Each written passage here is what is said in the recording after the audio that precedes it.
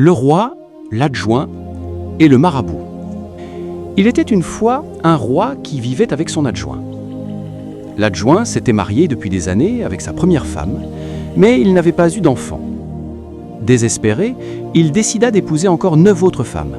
Malheureusement, aucune d'elles ne lui donna d'enfant.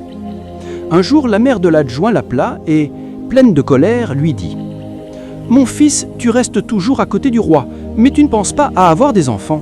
Tu oublies que tes richesses et ton héritage disparaîtront avec toi. Le roi, lui, a beaucoup de marabouts pour l'aider. Et toi ?» Troublé, l'adjoint alla raconter tout cela au roi. Alors le roi fit appeler tous les marabouts du royaume. La cour se remplit, car ils étaient nombreux. Le roi dit « Voici mon adjoint. Il a 9 femmes, mais pas d'enfants. Vous êtes des marabouts, vous passez un à un devant moi et vous allez dire la vérité.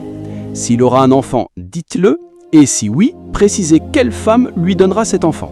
Mais attention, celui qui ne saura pas répondre, je ferai couper sa tête. » Les marabouts passèrent l'un après l'autre. Le premier dit « Ô roi, ce que Dieu m'a montré, c'est qu'il aura un enfant, et ce sera un garçon. Mais la femme qui portera cet enfant, je ne la vois pas. » Le roi appela aussitôt ses bourreaux et fit couper sa tête.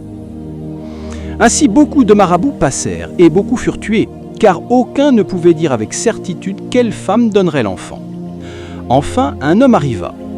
Il dit au roi « Majesté, libérez les autres marabouts, ce n'est pas leur rôle de travailler pour vous ainsi. » Le roi, intrigué, demanda à son griot « Connais-tu cet homme ?»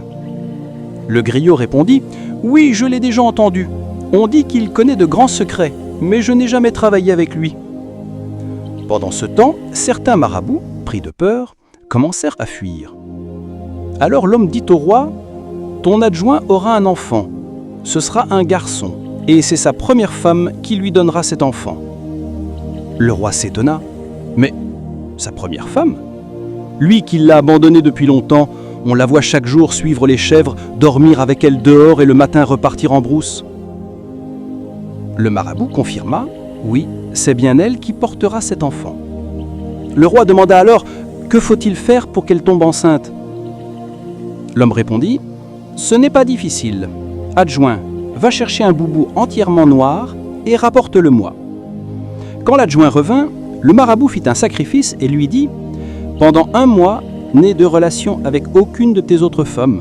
Personne ne doit te voir la nuit. Mets ton boubou noir, va chez ta première femme, couvre sa tête avec ton boubou et emmène-la chez toi. Dans 1 mois, elle sera enceinte. » Et ce fut ainsi.